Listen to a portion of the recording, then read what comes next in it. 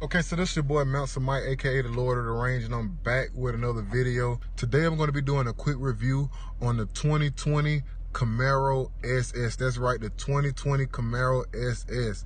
As y'all notice, I'm starting the intro to this video inside the car. The reason I'm doing it is because it's extremely hot, but we got a lot of features coming to y'all, a lot of good stuff, and I will be doing a drive and showing y'all some footage of everything, so stay tuned for more.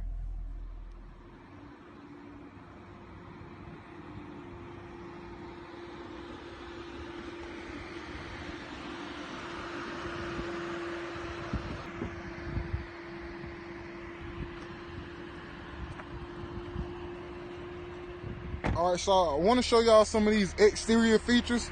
I'm gonna start off with this LT1 V8. It's a great sounding engine, kicking out about 455 horsepower.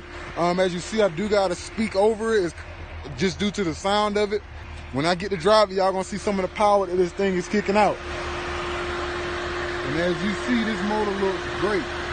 I'm talking about, this is a nice setup. Very, very, very nice setup for GM. Another thing that I want to show y'all on the exterior, well, I guess it's kind of sort of the interior too, is the trunk space. Compared to the Challengers and stuff, it's not really all that much trunk space, enough for a couple carrier bags or a couple luggage bags. Nothing too tough. You can't fit 412s or anything like that in the trunk, you know, something like I would do. All right, so even though this is a 2020, Chevy and Camaro, they kept the same basic body style for the Camaro, still modeled after the 69 Camaro. As you see, the body on it looks extremely good. It does need to be cleaned a little bit. This is a rental. It was like that when I got it, but you know, I'm still gonna enjoy it. Let me go around and give y'all a quick overview.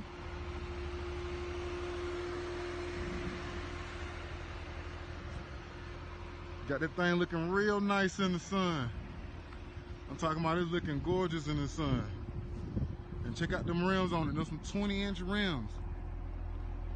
20-inch wheels, alloy wheels, specific to the SS.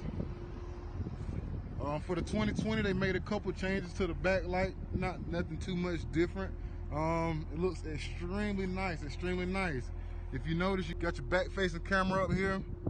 You got a lot of nice side sensors and all that stuff.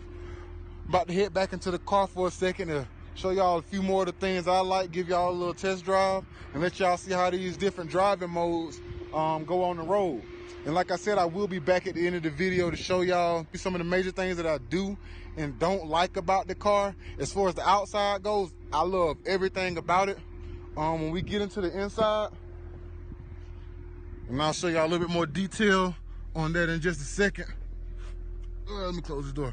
When we get into the inside there, the first two major problems that I saw were seat space and visibility. There's no back seat space. I'll show you a better picture in a second. And there's limited visibility due to those side panels. But we're gonna get to that in just a second because I got some other magnificent stuff that I want y'all to see first. Bottom, if you're liking this car, if you're liking this video, let me know something so I know what to give y'all. Feedback is everything. Fans are everything, and I'm here for y'all at the end of the day. Don't forget to like my other videos too. Let's see what it sounds like when this bad boy start up though.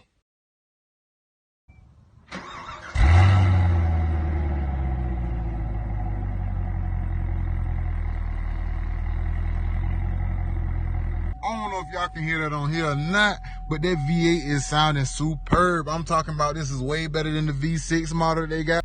Not to down the V6 and everybody who got it, but this V8 is always sounding good. When my girl come back out here, I'm trying to get a little video from behind so y'all can see those horn pipes, the old school horn pipes that they got in the back, and see how it's sounding on the startup. As a matter of fact, I'm just gonna edit the video and I'm about to go out there and show y'all them pipes right now. I'm talking about them things sounding good, boy.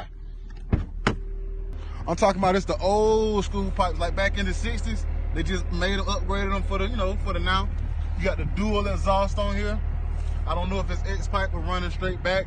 If I had to guess, it's probably running straight back. But who am I? Oh, I could be wrong. Shit, man, but it's a great car. A lot of power. I'm loving everything about this, man. Shit, man, I might have to go cop me one. When YouTube cut this check, I'm gonna cop me one. You better bet your bet I'ma cop me one.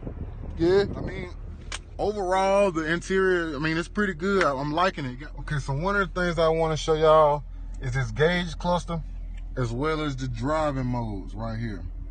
All right, first off with this gauge cluster, you got all kind of stuff. You got your miles per hour, you got all that good stuff. You can shift through this menu when you're driving to show you the speed limit. You can set a timer on all that good stuff. You can check the tire pressure. See if we can get it back to the regular speed. All right, we got the speed right here again. Right now you can't see it in the daytime, but there's normally a reflection of the speed when you're driving on the dash later on tonight. I'm gonna get up some footage of that to show y'all. You can see the gauges that I was talking about earlier. They're white. They show the speed. They show the music that you're listening to. And depending on how you do your settings, they'll show the actual speed limit on the road currently. This is the first car that I've seen it on. If you've seen it on any other cars, you know what I'm saying, go ahead and put that in the comment sections. If you think that's a cool feature, make sure you click on that like button. And for the sake of it, go ahead and subscribe and hit that notification bell too. All right, so you can see the dash highlights. They show up on the windshield pretty well in the daytime, but at nighttime they show up much better. You know, the white contrasting with the black background. You can see the music that you're listening to. You can make it so that it shows the speed limit on the road that you're currently on, as I said earlier. Yeah. Let's see what else. Let's look at these modes right here. It's a couple modes on here. I'm going to start at the top, which I think is T for touring. Yeah, T for touring mode. So in the touring mode, you got, you know, regular basic speed, good for driving around the city and stuff. You save on gas. After touring, you got sport. With the sport mode, you get a little bit more from the motor. You get a little bit more acceleration and all that good stuff. After sport, you kick it up one more notch to track. When you're at the track, you can press this traction control button right here, and it can take the traction control on or off. You press it 2 times. You'll see where it says ESC competitive mode. When you're in this ESC mode, your wheel spin and everything is different on the car. You fishtail a little bit more. It's extremely fun to drive. I'm not going to test it out too much, but I will be showing y'all some footage on that. So I'm in touring mode right now, and as you can hear, it still sounds good. It still got a lot of power to it. So don't think that the touring mode is weak or anything like that. You still probably getting 300 or so horsepower. But I'm finna crank it up all the way to track and sport mode. Y'all probably won't be able to tell the difference in the wheel spin and all that good stuff, but the acceleration is about the same. I'm about to hit it as soon as I get some space on this road, just so y'all can hear it.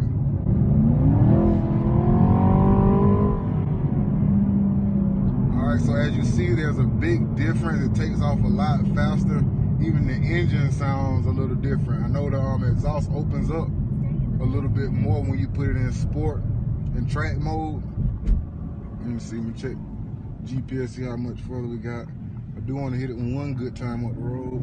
Yeah, there we go.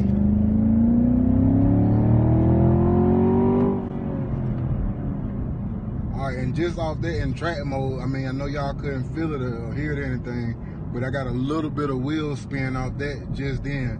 In touring mode, that wouldn't happen. And if you like me, that's a lot of fun on the road. Other than that, you know, I'm gonna let y'all have it. All right, so another cool thing I noticed in one of the modes that I forgot to mention is the snow/ice mode. I noticed that, well, of course, in sport and track, that when I'm on sand, then it's kind of hard to drive. It's a lot of sliding, the wheel slide a lot from all the horsepower and torque. But when I put it into snow/ice mode as I'm doing now, I don't get as much of that. I'm trying to see if I can demonstrate it. Right now, I'm leaving out of this area.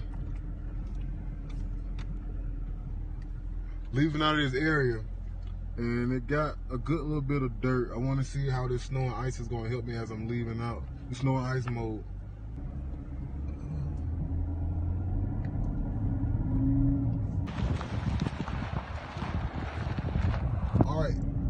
And you can see that the transition onto the road was pretty smooth when I put it in snow and ice mode. I'm gonna do it one more time in touring, just to show you how it is. Of course, I'm not gonna do it in sport mode because that's gonna be a crazy fishtail. But I'm gonna put it back in touring, and I want y'all to see how it is when I come out the road. All right, right now I still got it in snow and ice. I'm about to switch it to touring now. All right, I got it on touring. And if you notice, the wheels are already starting to spin as I'm leaving out.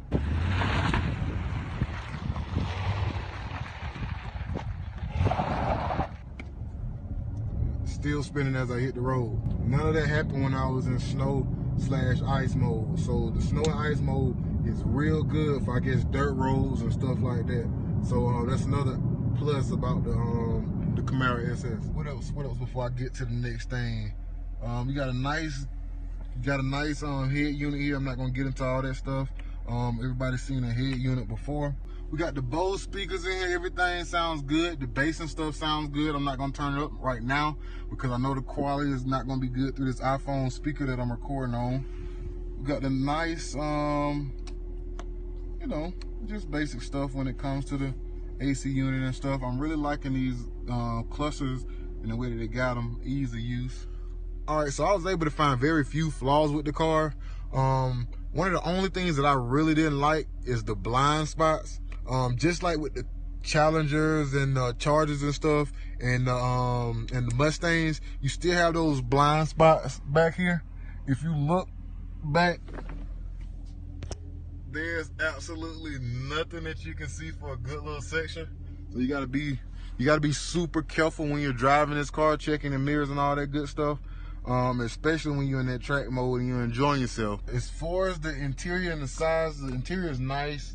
The front seats, you do have a lot of space, but in the back, as you can see, there is none. If you lean your chair back, you will literally touch the seat, so you can fit nobody back here. If you have somebody extremely short in the front and they lean all the way forward, you might be able to fit somebody, but other than that, there's absolutely nobody going in the back seat. But outside of that, I mean, I really like it. I'm not really a big Camaro guy. I prefer Challengers myself, but this one right here making me think and feel a little bit different. So as y'all can see, the Camaro SS is a really nice car. The 2020 version, 2020 model, real cool. Make sure y'all sticking with my videos. Make sure y'all checking with me. Make sure you liking, subscribing, hitting that notification bell. Donate to the channel, my Lord of the Range channel. YouTube does not pay me, so make sure you leaving me something on that Lord of the Range channel. Everything Mike's, Mansa Mike channel. That YouTube will be paying me on soon, so make sure y'all tuning in. And we're gonna have a lot more stuff like this coming. Check back with us. Let me know something.